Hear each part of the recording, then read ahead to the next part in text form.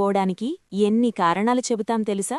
పరిస్థితులు బాగోలేవు, అవకాశాలు లేవు, మనం చెయ్యలేం. కాని నిజమేంటంటే మనల్ని ఆపేస్తున్నది బయట ప్రపంచం కాదు, మన మనసే.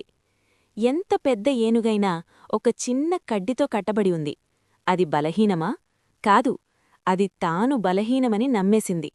మనమూ అంతే. నాకు సాధ్యం కాదు, నేనంత కాదు, నన్నెవరు పట్టించుకుంటారు? ఈ మాటలే మన కాళ్లకు వేసుకున్న గొలుసులు. ఒక్కసారి ఆలోచించండి, మీకు నిజంగా శక్తి లేదనా? లేదా మీరు నమ్మడం మానేశారా?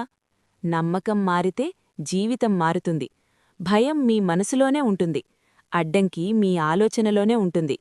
ఆలోచన మార్చండి, ఆత్మవిశ్వాసాన్ని పెంచుకోండి, మీ లోపలున్న శక్తిని గుర్తించండి. ఎందుకంటే మీన్ని ఆపేది బయట ఏదీ కాదు, అంతా మీ మనసులోనే ఉంది.